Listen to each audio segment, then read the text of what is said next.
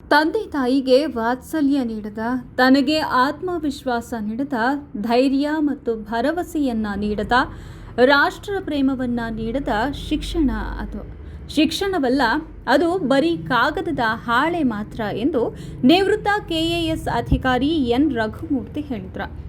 ಅವರು ನಾಯಕನಹಟ್ಟಿ ಪಟ್ಟಣದಲ್ಲಿ ತಿಪ್ಪೇರುದ್ರಸ್ವಾಮಿ ಗ್ರಾಮೀಣ ವಿದ್ಯಾಸಂಸ್ಥೆಯಲ್ಲಿ ಶಾಲಾ ವಾರ್ಷಿಕೋತ್ಸವದಲ್ಲಿ ಅತಿಥಿಯಾಗಿ ಪಾಲ್ಗೊಂಡು ಮಾತನಾಡಿದ ಅವರು, ಯಾವ ಶಿಕ್ಷಣ ಮಾನವೀಯ ಮೌಲ್ಯಗಳ, ನಿಸ್ವಾರ್ಥ ಬದುಕಿನ ಮತ್ತು ಸಂಸ್ಕಾರಯುತ ಗುಣಗಳನ್ನು ಕಲಿಸುತ್ತದೆಯೋ ಅದೇ ನಿಜವಾದ ಮತ್ತು ಶ್ರೇಷ್ಠವಾದ ಮೂಲ ಶಿಕ್ಷಣ ಎಂದು ಹೇಳಿದರು. ಕ್ಷೇತ್ರ ಶಿಕ್ಷಣಾಧಿಕಾರಿ ಸುರೇಶ್ ಮಾತನಾಡಿ, ವಿದ್ಯಾರ್ಥಿಗಳು ಗುರು ಹಿರಿಯರ ವಿಚಾರಧಾರೆಗಳನ್ನು ಪಾಲಿಸಿದರೆ ಸನ್ಮಾರ್ಗದಲ್ಲಿ ನಡೆಯಲು ಸಹಕಾರಿಯಾಗುತ್ತದೆ ಎಂದರು.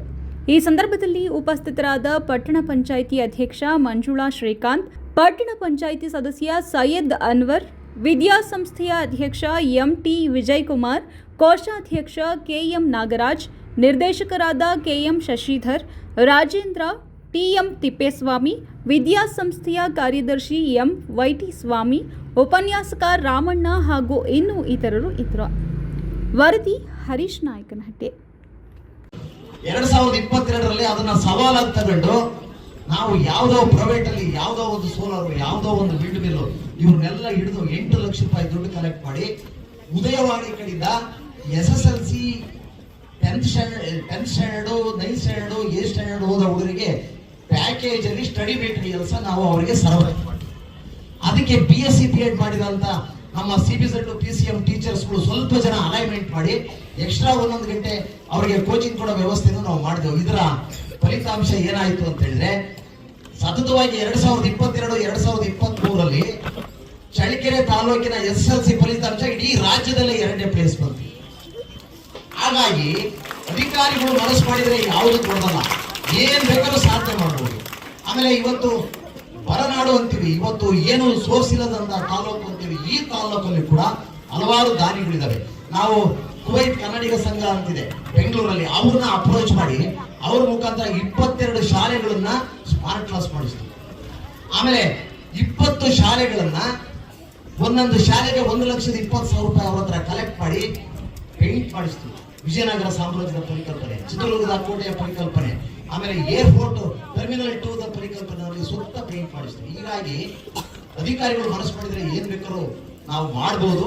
ಈ ನಿಟ್ಟಲ್ಲಿ ಈಗಿರುವಂತ ಅಧಿಕಾರಿಗಳು ಈ ಜಿಲ್ಲೆನಲ್ಲಿ ಇರ್ಬೋದು, ತಾಲೂಕಲ್ಲಿ ಇರ್ಬೋದು, ಎಲ್ಲ ಅಧಿಕಾರಿಗಳು ಈ ದಿಕ್ಕಲ್ಲಿ ನೀವೆಲ್ಲರೂ ಕೂಡ ಮುಂದಾಗಿ ಅಂತ ಹೇಳ್ತಾ, ಒಂದು ನಿಮಗೆ ಒಂದು ಸಣ್ಣ ನನ್ನ ಅನುಭವದಲ್ಲಿ ನಾನು ಯಲಹಂಕದಲ್ಲಿ ಕೆಲಸ ಮಾಡ್ತಿರೋಂತ ಸಂದರ್ಭದಲ್ಲಿ ನಡೆದಿರುವಂತ ಒಂದು ಘಟನೆ ಹೇಳಿ ನಾನು ಮಾತು ಮುಗಿಸ್ತೀನಿ.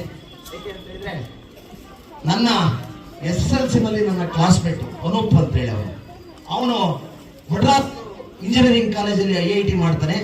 ಬೆಂಗಳೂರಿನ IIM ಅಲ್ಲಿ ಅವನು MBA ಮಾಡಿ ಫಾರಿನ್ ನಲ್ಲಿ ಸುಮಾರು 15 ಕೋಟಿ ರೂಪಾಯಿ, ಒಂದು ವರ್ಷಕ್ಕೆ 15 ಕೋಟಿ ರೂಪಾಯಿ ಪ್ಯಾಕೇಜ್. ಅವರ ತಂದೆ ಹೇಳಿ ಅವರು ಪ್ರೈಮರಿ ಸ್ಕೂಲ್ ಟೀಚರು, ಬಹಳ ಸಭ್ಯಸ್ಥರು, ಬಹಳ ಸಂಸ್ಕಾರವಂತರು. ಮಗನ್ನ ಕಷ್ಟಪಟ್ಟು IIT ಮಾಡಿ IIM ಮಾಡಿ ಆಮೇಲೆ ಅದನ್ನ ಫಾರಿನ್ ಕಳಿಸ್ತಾರೆ. ಫಾರಿನ್ ಅಲ್ಲಿ 10 ವರ್ಷ ಆದ್ಮೇಲೆ ಅವ್ರು ವಾಪಸ್ ಬರ್ತಾರೆ. ವಾಪಸ್ ಬರುವಂತ ಸಮಯದಲ್ಲಿ ನಮ್ಮ ಸ್ನೇಹಿತರಿಗೆಲ್ಲ ಗೊತ್ತಾಗುತ್ತೆ, ನನ್ನ ಫ್ರೆಂಡ್ ಬರ್ತಾನೆ ಅಂತ. ನಾವೆಲ್ಲ 8-10 ಜನ ಏರ್ಪೋರ್ಟ್ಗೆ ಹೋಗ್ತೀವಿ. ಅವ್ರ ತಂದೆನೂ ಕೂಡ ಆ ಏರ್ಪೋರ್ಟಿಗೆ ಬರ್ತಾರೆ. ಏರ್ಪೋರ್ಟಿಗೆ ಅವ್ರ ತಂದೆ ಹೆಂಗ್ ಬರ್ತಾರೆ ಅಂತ ಹೇಳಿದ್ರೆ, ಒಂದು ಹಳೇ ಕರಿ ಕೋಟು, ಒಂದು ಛತ್ರಿ, ಈ ಛತ್ರಿ ಹಿಡ್ಕೊಂಡು ಬರ್ತಾರೆ. ನಾವು ಒಂದು 8 ಜನ ಹೋಗಿದ್ದು. ಅವ್ರ ಅಪ್ಪಾಜಿ ಏನ್ ಮಾಡಿದಾರೆ ಅಂದ್ರೆ, ಒಂದು ರೋಸ್ ಕೈಯಲ್ಲಿ ಹಿಡ್ಕೊಂಡು ಮಗಗೆ ಆಹ್ವಾನ ಮಾಡೋಣ ಅಂತ ಏರ್ಪೋರ್ಟ್ ಅಲ್ಲಿ ಕೂತಿದ್ರು. ನಾವೆಲ್ಲ ಹೋಗಿ ಏನು ಮಗನ ನೀವೆಲ್ಲ ಇನ್ವೈಟ್ ಮಾಡಕ್ ಬಂದ್ರ ಅಂತ ನಾವೆಲ್ಲ ಖುಷಿ ಮಾಡಿದ್ರು. ಅಷ್ಟೊತ್ತಿಗೆ ಅವ್ರ ಮಗ ಬಂದಾದ್ಮೇಲೆ ಮಂಜುನಾಥ ಸ್ವಾಮಿಯವರೇ ಹಾಗೂ ಈ ಸಂಸ್ಥೆಯ